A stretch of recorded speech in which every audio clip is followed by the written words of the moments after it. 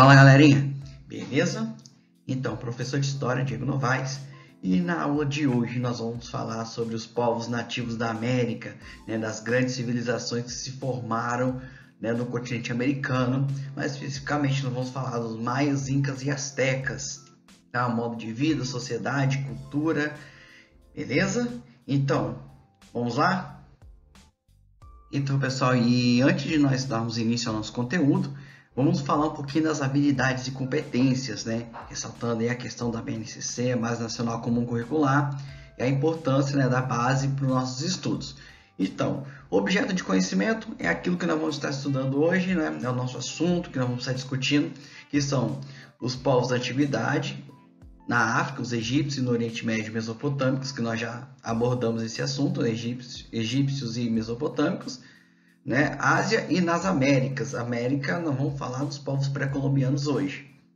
Tá? Competência: identificar as interpretações que expressam visões de diferentes sujeitos, culturas e povos com relação ao mesmo contexto histórico e posicionar-se criticamente com base em princípios éticos, democráticos, inclusíveis, sustentáveis e solidários. E habilidade, que as habilidades que vocês vão adquirir e devem adquirir no final dessa videoaula é identificar aspectos e formas de registro de sociedades antigas na África, no Oriente Médio e nas Américas, distinguindo alguns significados presentes na cultura material e na tradição oral dessas sociedades, conhecendo sítios arqueológicos no Espírito Santo e ressaltando a importância dos estudos sambaquis e dos registros das sociedades e povos pré-colombianos. Então, pessoal, desde a chegada do homem ao continente americano, o continente americano ele passa a ser habitado por diversos povos, como vocês podem observar no mapa, desde povos seminômades à formação de grandes civilizações como os incas, maias e astecas, como vamos estar falando hoje. Então, alguns dos povos que nós podemos observar, que habitavam o continente americano, olha só, a família Inuit, a mulher Inca, mulher Dakota, família Azteca. Então, olha só. Então, nós vamos ter no continente americano, inclusive quando a chegada dos europeus ao continente americano, os espanhóis, o continente americano era habitado por cerca de 80 milhões de pessoas, diferentes povos, tá? Com diferentes culturas. E isso, então, apresenta o quê? Uma grande diversidade cultural. Só que essa diversidade cultural ela nunca foi reconhecida pelos europeus, que iniciaram a colonização no continente americano. Então, essa questão da diversidade cultural, nós vamos ver mais adiante, principalmente dessas grandes civilizações, como os incas, maias e astecas, não perdi em nada para a cultura europeia e da cultura da antiguidade, que nós já estudamos, como, por exemplo, mesopotâmicos e egípcios. Beleza? Então, bora continuar. E aqui nós vamos falar um pouquinho da civilização maia. Então, a civilização maia, entre os séculos 3 e 10, os maias ocupam essa região da península de Yucatán, na América Central, na parte sul do México. Então, e os maias ocupavam os territórios de países aqui atual, como o México, uma parte do México, a Guatemala, Belize, El Salvador, tá? E uma parte de Honduras também. E olha só, os maias eles organizavam-se em cidades-estados independentes, tá? Ou seja, não havia uma unidade política, um grande império como os incas e astecas que nós vamos ver mais adiante. Então eles organizavam-se em cidades-estados, tinham traços culturais que unificavam os maias, porém politicamente eles eram separados. E olha só, os maias também tinham uma sociedade hierarquizada. Cada cidade tinha uma sua organização social de forma hierarquizada, ou seja, existia uma diferenciação social, existia uma hierarquia. Lá no topo tinha o rei, logo em seguida nós tínhamos os nobres, os altos funcionários, chefes militares, sacerdotes, artesãos e os trabalhadores livres e camponeses. Então a sociedade maia ela estava estruturada desta forma. Então, os maias aqui, existiam as zonas urbanas, que eram chamadas de centros cerimoniais, como nós podemos observar, onde existia um templo, em forma de pirâmide, como vocês podem observar. Então, toda a região onde existia um templo como desse era chamado de centro cerimonial, que servia para atividades comerciais e também para os rituais religiosos. E essa região era habitada apenas pelos nobres, no caso da família real, o sacerdote, que era responsável pelos cultos e os conhecimentos, chefes militares e administradores do império. Os camponeses, que formavam a base da sociedade, os artesãos e os trabalhadores urbanos, faziam parte das camadas menos privilegiadas que tinham que pagar os impostos. E a economia era baseada na agricultura, principalmente do milho. O milho era um dos produtos sagrados, inclusive, né, tinha uma certa importância religiosa para os maias, o feijão e os tubérculos. E as suas técnicas de irrigação de solo, tá, eram muito avançadas para aquela época. Então, os maias eles vão trazer um desenvolvimento técnico, né, um desenvolvimento tecnológico bastante avançado para aquela época. Tá? E também os europeus, né, os espanhóis, quando tiveram contato com a cultura maia, vão se surpreender com os feitos dos maias.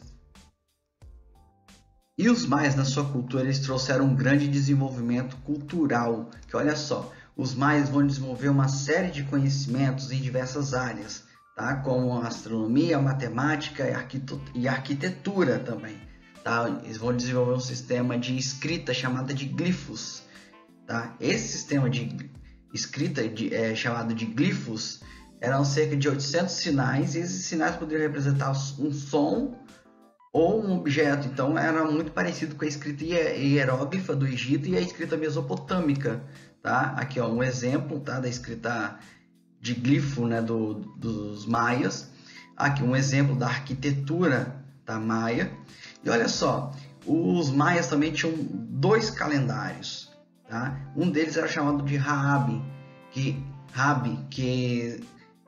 ele contava 365 dias, assim como o nosso calendário.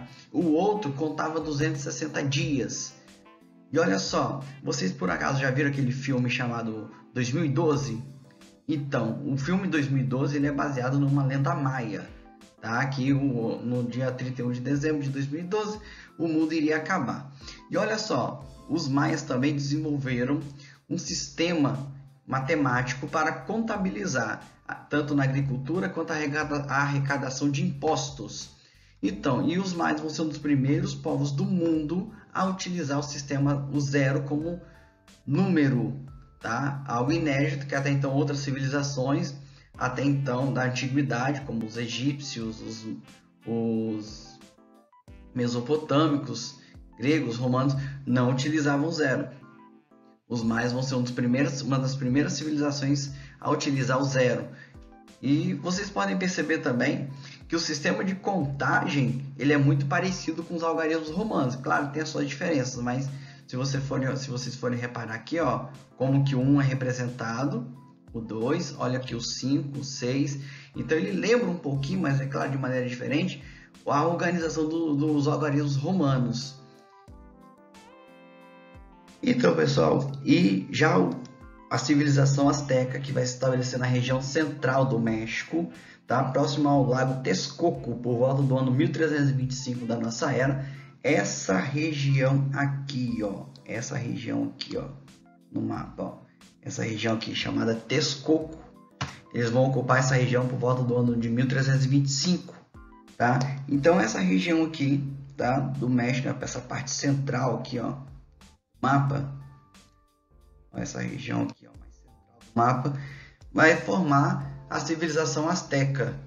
E essa região, né, vai ser formada por um povo de tradição guerreira, que ampliaram seus domínios conquistando outros povos que viviam na região, obrigando esses povos a pagarem tributos, contribuindo para o aumento de riqueza dos astecas e para a formação de um poderoso império. Tá? Então, o modo de organização dos astecas ele vai ser totalmente diferente, por exemplo, dos maias, que se organizavam em cidades-estados. Os astecas vão formar um grande império, tá? Nessa região aí central do México.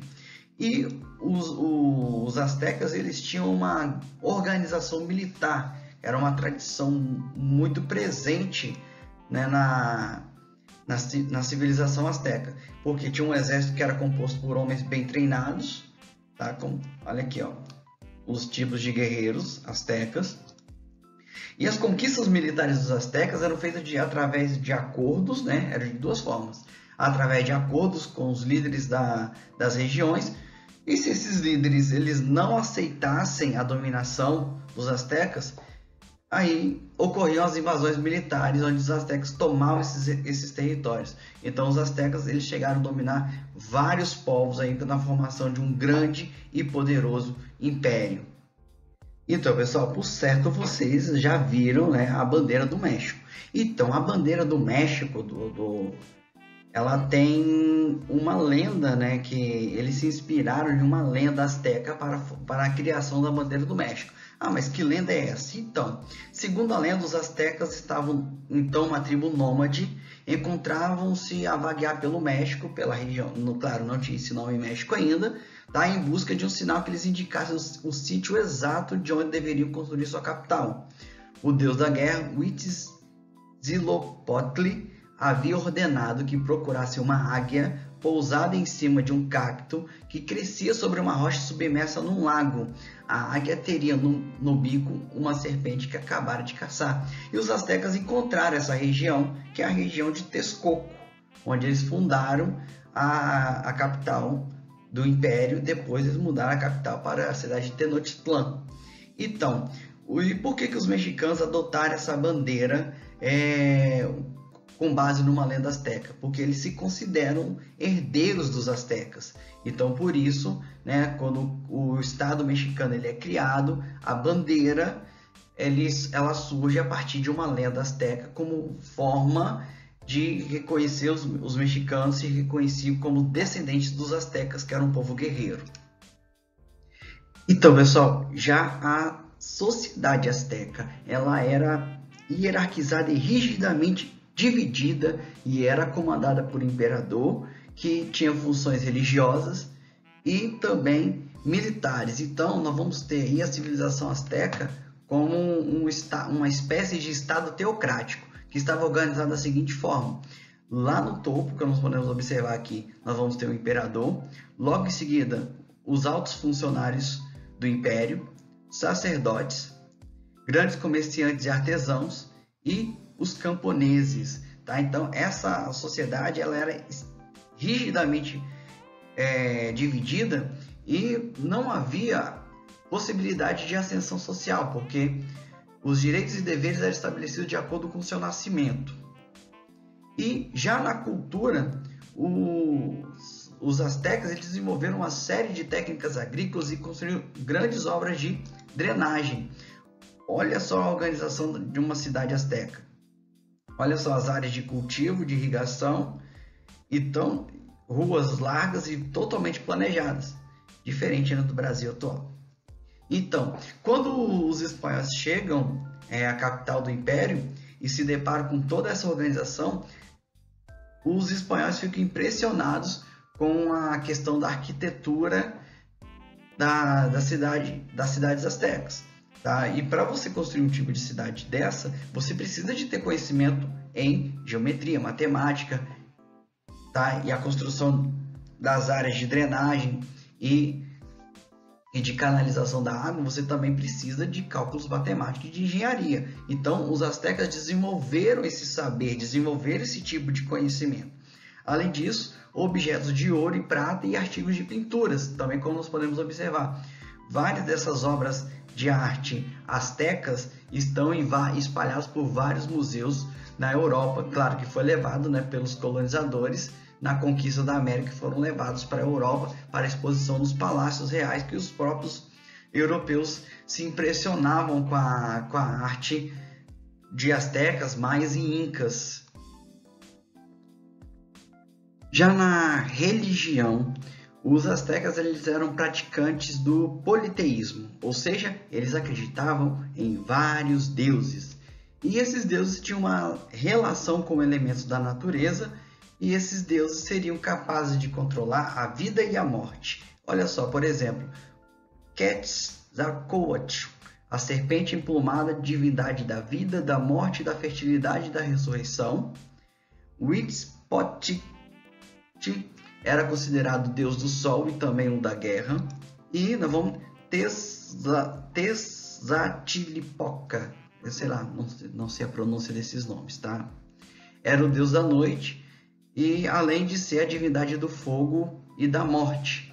E os astecas também tinham a prática do sacrifício humano. Então, esses sacrifícios humanos eram feitos a Huitzilopochtli como forma do sol poder nascer no outro dia. Ah, mas todo dia eles faziam sacrifícios humanos? Não. Então, eles acreditavam que o sol ele nascia através da energia, e essa energia era dada através do sangue do coração das pessoas que eram sacrificadas. Quem eram sacrificados? Prisioneiros de guerra ou até mesmo pessoas que se ofereciam para esse tipo de sacrifício. Então, pessoal, nós vamos falar agora também, né, sobre os Incas. Os Incas ocupavam a América do Sul. Toda essa região aqui, ó, vocês podem observar, era uma civilização andina, tá? Porque tem a Cordilheira dos Andes, né? Aí vem civilização andina.